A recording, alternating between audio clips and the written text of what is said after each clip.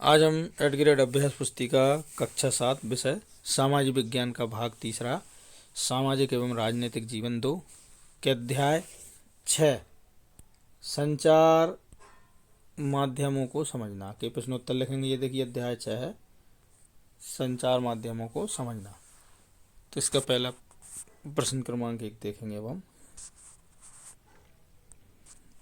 प्रश्न क्रमांक 1 है सरकार समाचार पत्र के किसी अंश, फिल्म के किसी दृश्य या गीत को समुदाय तक पहुंचाने से प्रतिबंधित करती है तो इसे कहते हैं। तो इसमें देखिए 4 विकल्प हैं। तो सही विकल्प जो है वो बी है, सेंसरशिप। तो बी वाले विकल्प पर सही का चिन्ह लगा लें। प्रश्न क्रमांक 2 है मास मीडिया का माध्यम नहीं है। तो इसका जो सही विकल्प है वो डी है, टाइपराइटर। डी वाले विकल्प पर सही का चिन्ह लगा लें। तीसरा प्रश्न है व्यक्ति को रातों रात प्रसिद्धि प्राप्त कराने में प्रमुख भूमिका होती है। सही उत्तर है बी, संचार साधन।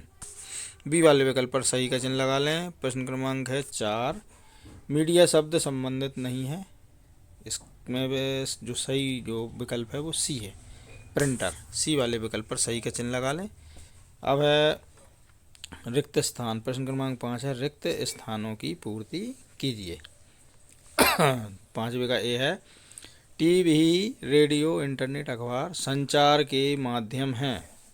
ए वाले रिक्त स्थान में संचार लिख लें।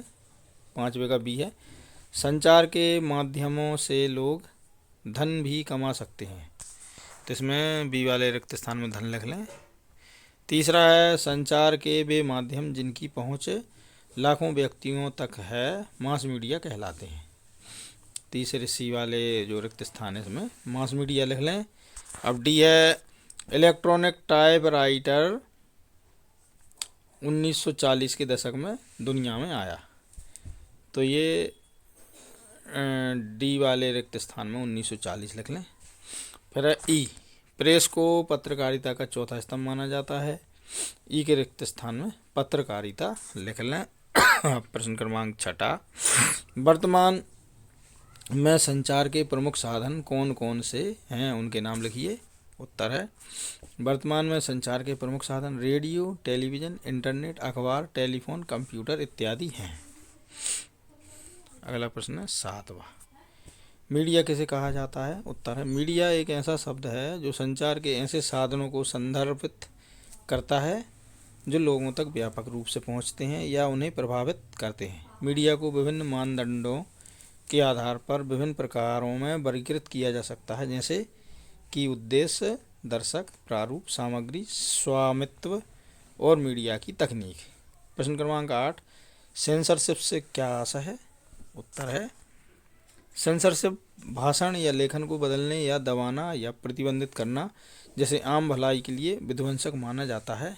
यह कुछ हद तक अधिकार की सभी अभिव्यक्तियों में होता है, लेकिन आधुनिक समय में यह सरकार और कानून के शासन के संबंध में विशेष महत्व रखता है। अब है प्रश्न क्रमांक 9 सैटेलाइट के क्या उपयोग हैं। उत्तर है अंतरिक्ष की खोज और उपयोग में सैटेलाइट महत्वपूर्ण भूमिका निभाते हैं। इनका उपयोग हमारे ग्रह का निरीक्षण करने, अंतरिक्ष में अन्य ग्रहों और वस्तुओं का पता लगाने, जलवायु और मौसम के पैटर्न की निगरानी करने, अंतरिक्ष यान से संचार करने और नेविगेशन सहायता प्रदान करने आदि के लिए किया जाता है। प्रश्न क्रमांक 10 जनसंचार के साधनों से हमारे जीवन में क्या परिवर्तन आए हैं।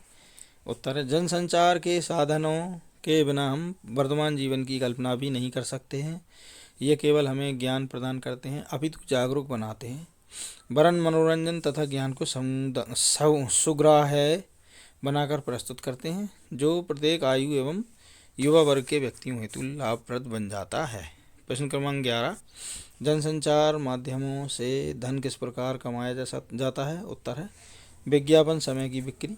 जनसंचार माध्यमों में विज्ञापन अंतर्निहित होते हैं। टेलीविज़न पर वीडियो विज्ञापन, रेडियो पर ऑडियो विज्ञापन, प्रिंट में विज्ञापन छवियों और स्क्रिप्ट के साथ होते हैं, और इंटरनेट पर विज्ञापन वीडियो और ऑडियो दोनों होते हैं। कंपनियां इन विज्ञापनों के लिए भुगतान करती है।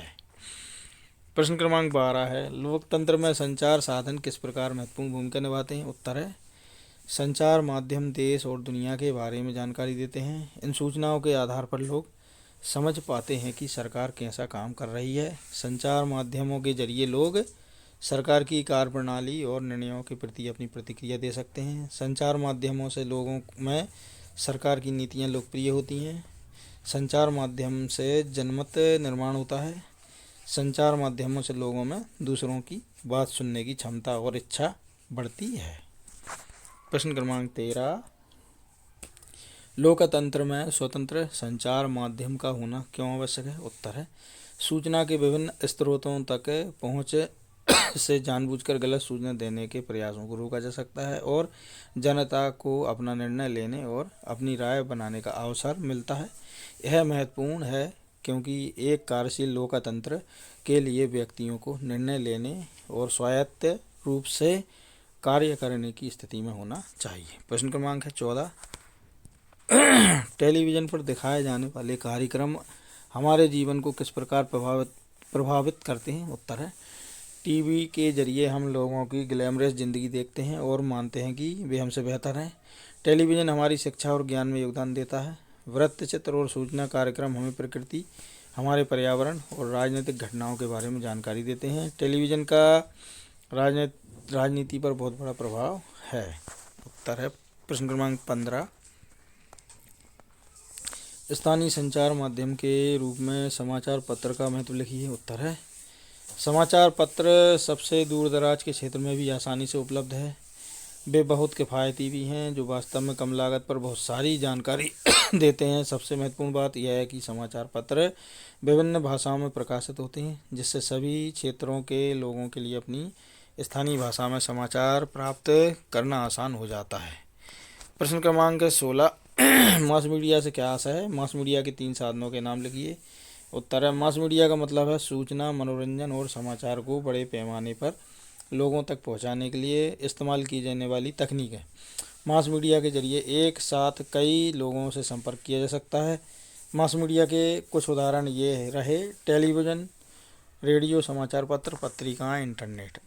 प्रश्न क्रमांक 17, इलेक्ट्रॉनिक मीडिया व प्रिंट मीडिया में क्या अंतर है? उदाहरण सहित लिखिए। उत्तर है, प्रिंट मीडिया का एक मुद्रित रूप है जिसमें समाचार पत्र, पत्रक, हैंडबिल आदि शामिल है। दूसरी ओर इलेक्ट्रॉनिक मीडिया का एक रूप है जिसमें टेलीविज़न, रेडियो आदि जैसे मीडिया सामग्री को बनाने और वितरित करने के लिए इलेक्ट्रॉनिक ऊर्जा शामिल है। प्रश्न क्रमांक 18 है, समाचार पत्र या किसी पत्रिका में प्रकाशित किए जाने वाले जनहित संबंधी विज्ञापन का प्रारूप तैयार करें। तो ये देखिए, प्रभावी पत्रिका विज्ञापनों के लिए सुझाव: डिजाइन, रंग, सिद्धांत और डिजाइन का उपयोग करें जो आधुनिक और आंखों को भाता है। सम्मोहक कापी, ऐसी प्रभावी कापी लिखें जो पाठक का ध्यान खींचे और उन्हें पूरी चीज़ पढ़ने के लिए प्रेरित करे। पाठक को और अधिक जानने के लिए प्रेरित करने के लिए कॉल टू एक्शन शामिल करें। इसी के साथ हमारा अध्याय 6 यहाँ पर संपन्न होता है। यदि आपको हमारा ये वीडियो अच्छा लगा तो वीडियो को लाइक करें और हमारे चैनल को सब्सक्राइब ज़रूर करें। बेल आइकन को भी प्रेस करें ताकि आगे आने वाले वीडियो के नोटिफिकेशन आपको सही समय पर मिलते रहें। कमेंट सेक्शन में जाके आप अपने महत्वपूर्ण सुझाव भी हमें ज़रूर भेजें। धन्यवाद।